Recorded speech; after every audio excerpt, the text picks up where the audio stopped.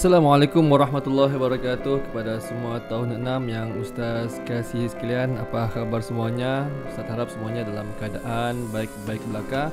Alhamdulillah, bersama dengan Ustaz pada kali ini dalam mata pelajaran pendidikan Islam, tajuk beriman dengan sam'iyat. Tajuk ini berada dalam bidang akidah. Anda boleh buka muka surat 108 pada buku teks pendidikan Islam untuk merujuk tajuk ini. Baiklah, pada muka surat 108 anda akan melihat beberapa contoh sam'iyat. Ya, nanti kita akan jelaskan apa arti sam'iyat. Kita tengok dulu apa contoh-contoh sam'iyat. Contoh-contoh sam'iyat yang dinyatakan di sini ada beberapa perkara, iaitu yang pertama hari kiamat, soalan kubur, mizan, padang mahsyar, malaikat, sirat, alam barzakh, syurga, neraka. Baiklah murid-murid sekalian, Ustaz mau tanya, semua perkara-perkara sam'iyat yang dinyatakan di sini, ada siapa yang pernah lihat ke tidak? Contoh, hari kiamat, soalan kubur, neraka, syurga. Ada sesiapa murid-murid yang pernah lihat? Ustaz percaya tidak ada seorang pun yang pernah melihat perkara-perkara sam'iyat ini. Jadi mari kita lihat apakah yang dimaksudkan dengan perkara sam'iyat. Sam'iyat ialah perkara-perkara yang tidak dapat digambarkan dengan akal dan panca indera manusia. Ia hanya dapat diketahui melalui Al-Quran serta hadis. Kita wajib meyakini perkara-perkara sam'iyat dengan menjadikan keimanan kepadanya sebagai asas bentuk diri menjadi seorang Muslim yang dikasihi dan diridai Allah. Dalil naqli kewajipan beriman dengan perkara sam'iyat. Dalam Al-Quran surah Al-Baqarah ayat yang ketiga, Allah Subhanahu wa taala berfirman, "Alladzina yu'minuna bil ghaib." Maksudnya yaitu orang-orang yang beriman dengan perkara-perkara yang ghaib.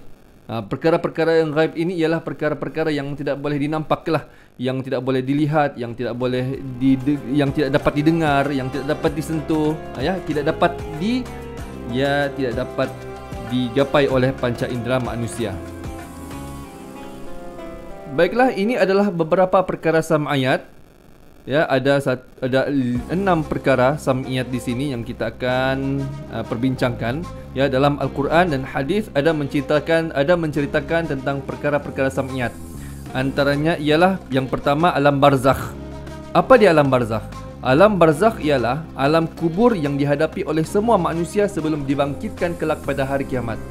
Dalam alam ini, semua manusia akan didatangi oleh malaikat. Siapa nama malaikat itu? Iaitulah malaikat Munkar dan Nakir, serta menghadapi soalan-soalan kubur. Allah menjanjikan nikmat atau azab bergantung pada amalan semasa di dunia. Kalaulah seseorang itu amalannya semasa di dunia baik, dia melakukan perintah Allah Subhanahu wa taala dan juga meninggalkan segala larangan Allah, maka dia akan mendapat nikmat semasa di alam barzakh. Tetapi sekiranya dia itu banyak melakukan dosa dan banyak melakukan perkara-perkara yang dilarang oleh Allah Subhanahu wa taala, maka kita khawatir orang yang macam gini ini akan mendapat azab semasa di alam barzakh. Baiklah, yang kedua ialah padang mahsyar. Padang mahsyar ialah tempat perkumpulan semua makhluk Allah setelah dibangkitkan daripada kubur. Semua makhluk Allah akan dihidupkan semula dengan berkumpul di sini, iaitu di padang mahsyar, untuk menerima pengadilan atas perbuatan mereka di dunia, sama ada yang baik atau yang buruk. Keadaan di padang mahsyar sangat dahsyat sehingga menimbulkan rasa sangat takut dan cemas. Dalam sebuah hadis ada menceritakan keadaan matahari yang sangat terik berada hampir di kepala sehingga manusia ditenggelami peluh mereka sendiri. Para nabi rasul dan orang-orang soleh sahaja yang berada dalam keadaan aman dan tenang. Kemudian mizan pula apa dia? Mizan itu ialah timbangan amalan yang akan dilalui oleh semua manusia. Ya, timbangan amalan. Sesiapa yang berat timbangan amalannya, iaitulah timbangan amalan kebaikan, maka beruntunglah mereka. Tetapi jika timbangan amalan mereka ringan, mereka tergolong dalam golongan ahli neraka. Murid-murid mungkin hafal surah Al-Qari'ah, kan?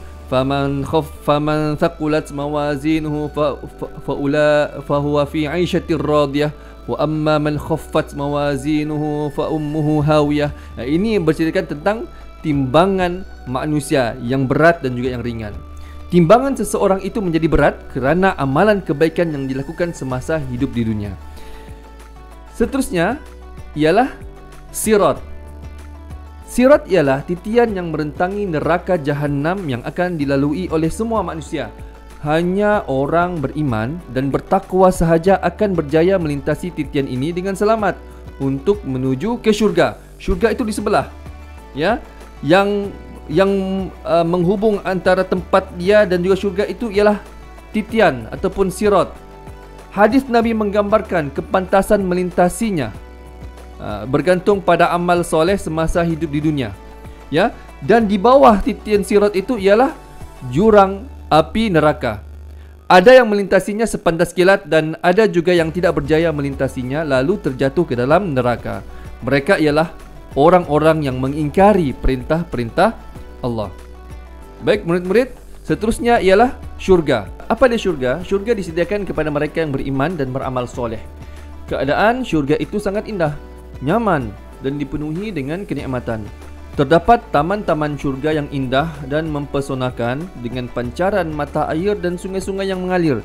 Di dalam syurga ini, para penghuninya, iaitulah penghuni syurga, akan menikmati rehat dengan sepuas-puasnya sambil menikmati pemandangan yang sangat indah dan ditemani oleh bidadari-bidadari. Penghuninya dipakaikan pakaian yang cantik daripada sutera serta dihiasi hiasan daripada emas dan mutiara. Mereka akan dijamu dengan makanan dan minuman yang lazat serta mereka kekal di dalamnya. Baiklah, yang terakhir, perkara-perkara samiat ialah neraka. Neraka disediakan kepada mereka yang tidak mentaati perintah Allah. Keadaan neraka banyak digambarkan dalam Al-Quran dan hadis seperti keadaannya yang sangat panas dengan api yang marak menyala. Hal ini menyebabkan penghuninya berasa amat tersiksa dan terlalu dahaga. Selepas itu, mereka diberi minuman seperti tembaga cair yang sangat panas. Kepanasan air ini menyebabkan muka-muka mereka hangus, terbakar dan ususnya terpotong-potong. Baiklah murid-murid sekalian, inilah 6 perkara sam'iyat yang dinyatakan dalam Al-Quran dan hadis Nabi sallallahu alaihi wasallam, ya. Dan ini 6 perkara ini adalah merupakan antara perkara yang disebutkan dalam Al-Quran dan hadis Nabi. Baiklah, seterusnya ialah kita lihat kesan beriman dengan perkara sam'iyat. Yang pertama, menjadi manusia yang bertakwa, iaitulah yakin dengan keadilan Allah dan kekuasaannya dan menginsafi azab di akhirat. Kedua, menjadikan redha Allah sebagai matlamat hidup, yang menjadikan Al-Quran dan As-Sunnah sebagai panduan hidup, kemudian mengisi masa dengan perkara berfaedah. Yang ketiga, mentaati perintah Allah dan menjauhi perbuatan dosa. Ya, dengan macam mana? Dengan istiqamah melakukan ibadah fardu dan sunat serta hindari maksiat dan sifat yang keji. Kemudian yang keempat, mendorong seseorang melakukan kebaikan sebanyak mungkin. Macam mana? Membantu mereka yang memerlukan dan bersikap pemurah dan dermawan. Dan yang kelima, melahirkan masyarakat yang sukakan kebaikan dan menghindari kemungkaran. Ya, orang yang suka tolong menolong dalam perkara kebaikan dan bersama-sama mencegah kemungkaran.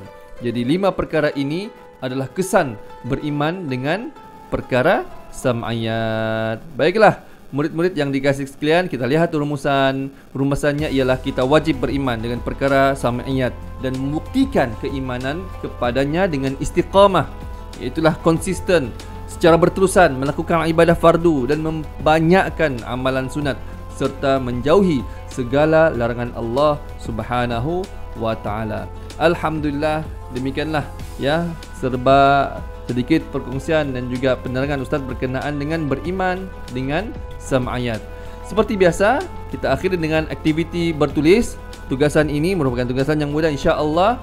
Pertama, apakah pengertian sama ayat? Ustaz sudah nyatakan tadi. Yang kedua, senaraikan 5 contoh perkara sama ayat. Ya, tadi ada banyak perkara contoh sama ayat, dan Ustaz mau kamu senaraikan 5 perkara contoh sama ayat. Yang ketiga, nyatakan 3 kesan beriman dengan perkara sama ayat. Tadi ada 5 kan? Ustaz mau kamu nyatakan 3 kesan beriman dengan perkara sama ayat. Baiklah, sehingga kita berjumpa pada pelajaran akan datang insya-Allah. Kita berjumpa lagi. Terima kasih kepada atas perhatiannya. Assalamualaikum warahmatullahi wabarakatuh. Bye.